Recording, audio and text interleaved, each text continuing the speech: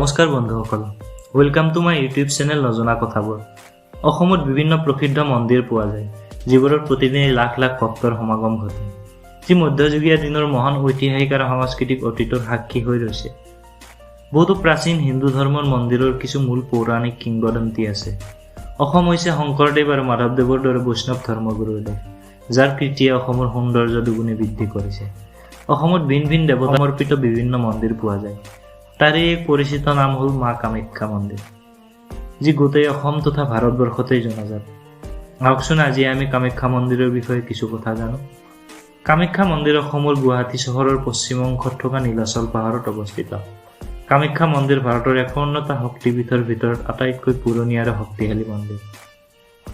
এই মন্দিৰত প্ৰতি বছৰে বৰ্ষা ঋতুত হোৱা জনপ্ৰিয় অম্বুবাচী মেলাত দেশ বিদেশৰ পৰা অহা বিভিন্ন ভক্তৰ সমাগম ঘটে। অম্বুবাচী মেলাৰ সময়ত দেৱীৰ মাহেকীয়া হয় বুলি গণ্য কৰা হয় আৰু ৩ দিনৰ বাবে মূল মন্দিৰৰ দুৱাৰ বন্ধ কৰি দিয়া হয়। ৩ দিনৰ অন্তত দেৱীক স্নান কৰোৱা হয়। চতুৰ্থ দিনা ভক্ত সমাজৰ মাজত প্ৰসাদ বিতৰণ কৰা হয়। গোটেই পৃথিৱীত এইটোৱে একমাত্ৰ বিখ্যাত মন্দিৰ য'ত মাতাৰ জনী পূজা কৰা হয়। আন এক বাৰ্ষিক উদযাপন হ'ল মনসা পূজা। কামাখ্যা মন্দিৰত প্ৰতি বছৰে অতি ধুমধামেৰে দুৰ্গা পূজাও পালন কৰা হয়। এই দুৰ্গা পূজা ৫ দিনীয়া কাৰ্যসূচীৰে পালন কৰা হয়, য'ত কেইবা হাজাৰ দৰ্শনাৰ্থীৰ উপস্থিতি দেখা পোৱা যায়। কামাখ্যা মন্দিৰৰ উৎপত্তি আখ্যান কালিকা পুৰাণত এনেধৰণে পোৱা যায় যে দক্ষৰ জীয়ৰী আছিল সতী, যাৰ মহাদেৱৰ সৈতে আছিল অগাধ ভালপোৱা। এদিনাখন পিতৃৰ অমততেই মহাদেৱৰ সৈতে বিয়াত বহিছিল সতী আৰু সুখেৰে চলাই নিছিল তেওঁলোকৰ সংসাৰ। সা সম্পত্তি নথকা মহাদেৱক দক্ষই চকু পাৰি দেখিব নোৱাৰিছিল। এবাৰ দক্ষই এটা মহাযজ্ঞৰ আয়োজন কৰিলে, কিন্তু তালৈ যোৱা এক মহাদেৱক নিমন্ত্ৰণ নকৰিলে। পিতৃগৃহত হোৱা যজ্ঞ দেখি সতীয়ে বিনা নিমন্ত্ৰণে পিতৃৰ যজ্ঞস্থলীত উপস্থিত হ'লগৈ।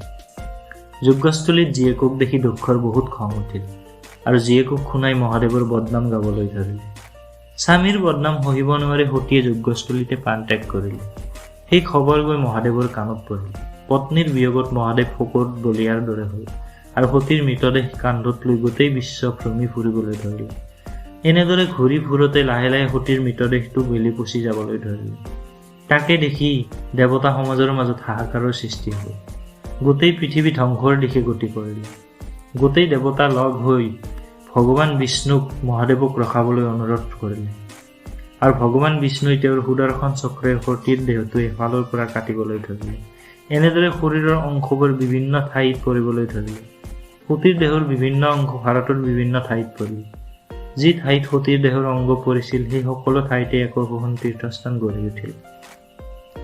অসমৰ নীলাচল পাহাৰত সতীৰ জনিভাগ পৰিল আৰু তাত যাৰ বাবে বিখ্যাত কামাখ্যা মন্দিৰ প্ৰতিষ্ঠা হ'ল।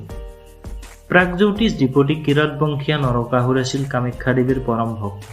তেওঁ নীলাচল পাহাৰত পোনপ্ৰথমে কামাখ্যা মন্দিৰ প্ৰতিষ্ঠা কৰিছিল বুলি প্ৰবাদ আছে। প্ৰবাদ অনুসৰি এবাৰ নৰকাসুৰে পৰম ভক্তিৰ বলত কামাখ্যা দেৱীৰ দৰ্শন পাবলৈ সক্ষম হৈছিল। তেওঁ দেৱীৰ ৰূপ লাৱণ্য দেখি অবাক হ'ল আৰু দেৱীক বিবাহৰ প্ৰস্তাৱ আগবঢ়ালে। দেৱীয়ে ক'লে যে দেৱী আৰু নৰমনিহৰ মাজত বৈবাহিক সম্পৰ্ক কেতিয়াও সম্ভৱ নহয়। কিন্তু নৰকাসুৰে কোনো কাৰণত মান্তি নোহোৱাত দেৱীয়ে তেওঁৰ পৰা পৰিত্ৰাণ পাবলৈ এটা বুদ্ধি সাজিলে।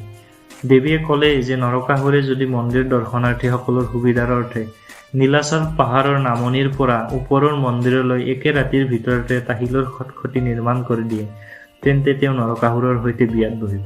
দেৱীয়ে ভাবিছিল নৰকাসুৰে এই কাম কেতিয়াও কৰিব নোৱাৰে, কিন্তু দেৱীৰ ধাৰণাক ভুল প্ৰমাণিত কৰি নৰকাসুৰে খটখটি নিৰ্মাণৰ কাম শেষ ঘটোৱাৰ উপক্ৰম ঘটালে।